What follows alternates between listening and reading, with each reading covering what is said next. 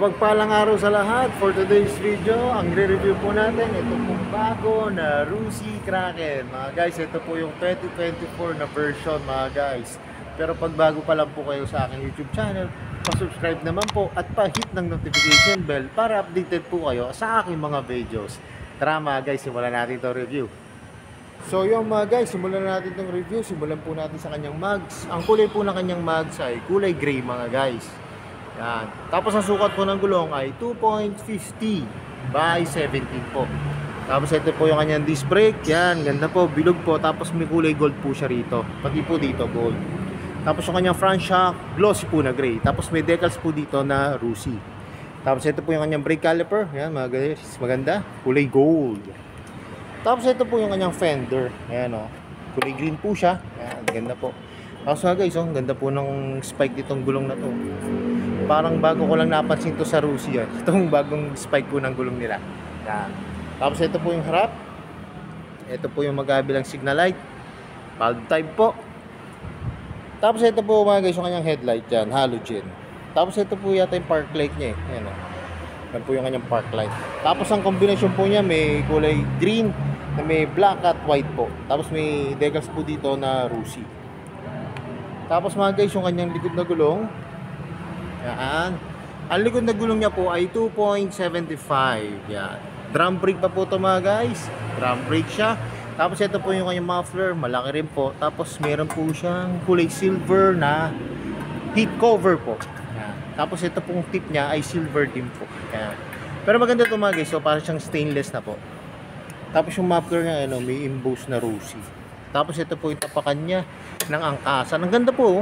Ganda mga guys. So glossy siya na black yung bracket, pero yung tapakan niya, ang ganda ho ng design. Hindi ho siya yung parang normal lang na nakikita natin na ano siya, yung may rubber po dito. Maganda po yung ano ngayon, yung angkasan nito. Tapos mga guys, ito po yung likod. Yan. Ano po siya, valve type din po. Ito po yung kanyang tail light. Ito po yung magkabilang signal light. Yan. Tapos ito po yung kanyang fender. Yan mga guys. Malaki rin po para cover na cover. Hindi po tayo titibalsikan ng puti. Tapos mga guys, ang ganda ng kanyang ano, rear shock oh. Mataas po. Mataas din siya. Tapos may chain cover po siya. Yan. Tapos yung swing arm, ganda rin po mga guys oh. Kulay gray. Yan. Tapos mga guys, ano po siya? Drum brake yan. Drum brake pa po siya. Tapos mga guys, yung kanyang side stand at center stand po ay glossy na black. Tapos mga guys, ito po yung kanyang engine. Yan. Kulay ano po siya? Para siyang gold. Tapos may emboss po dito na Rusi. Tapos ano siya, ito, may gear indicate. Meron po siya dito yung ano, yung tutorial po. Ano po siya, 1 to 4 po siya. Yan. Tapos ito po yung tapakan ng driver po. Yan, may rubber po, maganda po. Tapos ito po yung kanyang gear pedal na chrome, kulay chrome po na may rubber din po dito. Tapos mga guys, ito yung kanyang manubela. Ganda ng manubela. Lambot ng hand grip. Tapos ito po yung kanyang mga function. Yan.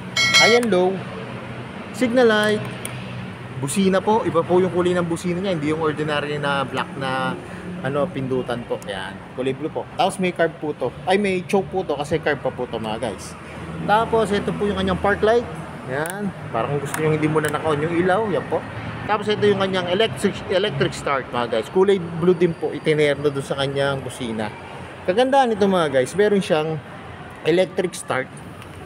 At meron siyang kickstart yan. Para iwas po tayo sa pag nalulubat, may pang kickstart po tayo.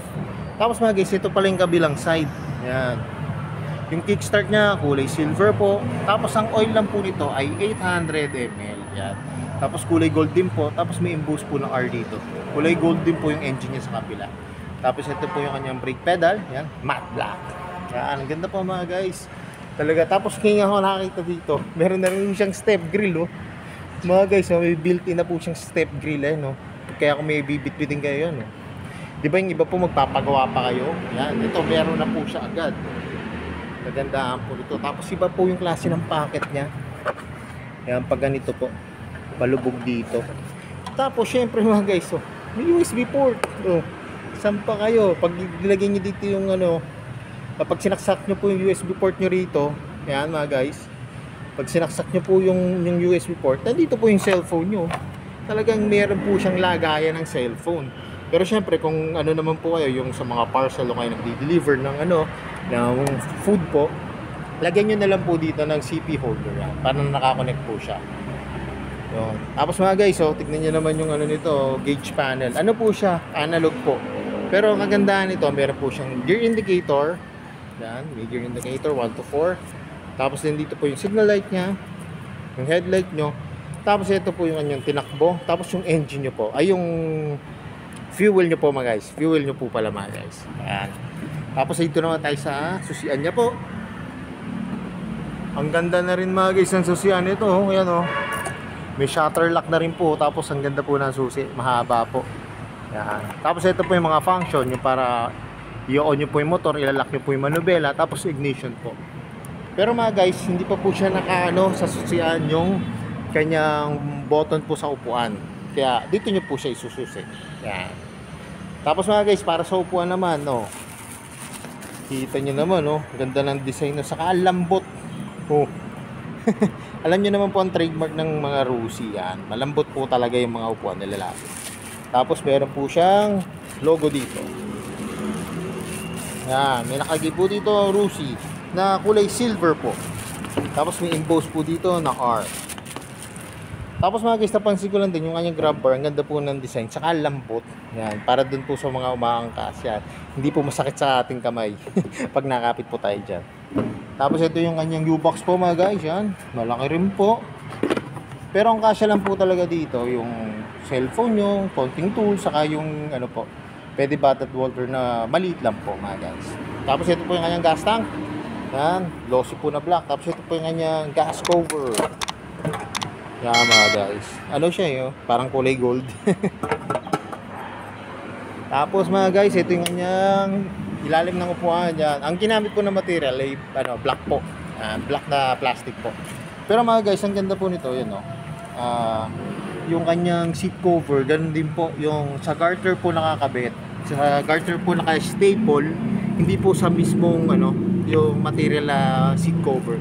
Ang ginamit po yung sa garter po. Doon po siya ikinabit. Yan. Kaya iwas pong masyado, 'di ba, yung pag dito po sa pag tagal-tagal po ay napupunit. Pag dito, hindi po kasi garterized po siya. Tapos may hook din po dito para pag may pinamili kayo o pwede po natin sabitan ng helmet. So yung mga guys, ito na. Add ko lang Ang ganda mga guys ng nito, flarings dito sa gilid Glossy siya na black. Ganda po. Yan. So yung mga guys, ito na yung inabang ko. Masasakyan ko na tong Rusi Kraken 110. Tara mga guys, tignan nyo kapag nakasakay na ako sa unit.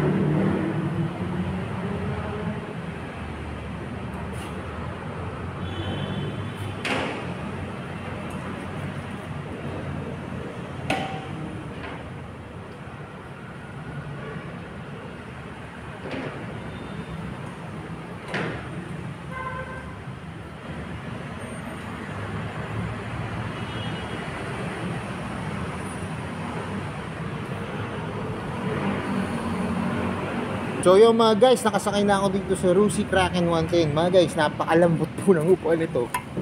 Napakalambot po ng upuan niya.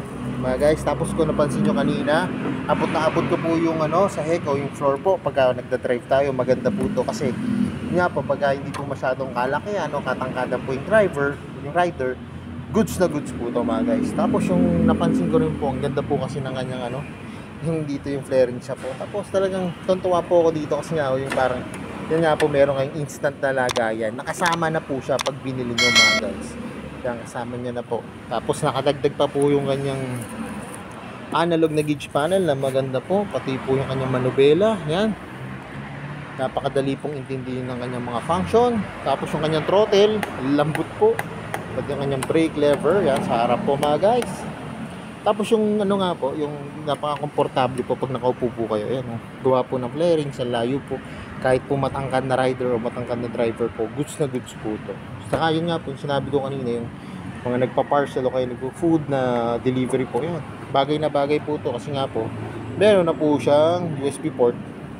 May lagahin na kayo ng cellphone kung hindi po kayo kung gusto nyo pong nakalagay lang po, hindi po kayo maselan, pero pwede nyo rin pong yun nga po, pagbibili po kayo ng cellphone holder para dito po sa side mirror. So yun mga guys, ito na yung alam ko, inaabangan nyo. Magkano ba ngayon itong Rusi Kraken 110? Tara mga guys, tignan natin yung price. So yun mga guys, ang cash price po pala ng Kraken ay parehas lang din po ng MP110 yung saka yung Surf po. Yan, parehas lang po sila mga guys. Yan. Ano rin sila, naka-promo po sila na no down payment. Tapos pag kukunin niyo po siya ng 3 years, ang babayaran niyo po ay 1,855 pesos. Pag 2 years po, 2,450 pesos. Tapos pag 1 year naman po, 4,245 pesos. Tapos may rebate po yun na 300 mga guys, 300 po. Tapos imagine niyo mga guys, ang cash price niya lang po ay 41,500 mga guys. Yan. Kaya kung malapit lang din po kayo sa may Rusi Kanlalay sa may Binyan po, pasyalan nyo na po mga guys yung tong unit na Kraken na to. Kasi mga guys, kita nyo naman yung sa mga features niya, sa itsura ng motor, tapos halagang 41,500, sobrang budget na po yun mga guys. So yung mga guys, ang available nga po pala na kulay ngayon dito sa may Rusi Kanlalay Binyang, ito po, green, yan, green and black po, yan yung ating review po. Tapos meron po ditong white and black, yan, red and black po. Tapos black, all black po siya, all black. Tapos may isa po dito yung green, yan. Green po na dark green po, tapos black po yung niya, flaring siya. Pero magkaiba po siya dun sa isa kasi po to mas dominant po yung black na kulay. Yan mga guys. So ang available po na kulay dito, 1, 2, 3, 4, 5 kulay po ng Kraken mga guys. Yan. Kaya kung malapit lang po din kayo dito sa may Rusi Kanlalay, dito po sa may Binyan, pasyalan nyo na po mga guys. Kasi mas maganda makita nyo yung actual na unit para lalo nyo siya ma-appreciate. So yun mga guys, hanggang dito na lang. Kung bago lang po kayo sa aking YouTube channel, pa-subscribe po at hit the notification bell para updated kayo sa aking mga videos. Salamat nga po pala dito sa may Rusi, Binyang, Kanlalay po. At nare-review ko po yung mga motor ko. Ayan. More sales to come. At gaya na lagi ko sinasabi, ingat po palagi, ride safe always, and God bless po. Pa-like and share na rin po ng aking mga videos. Bye-bye!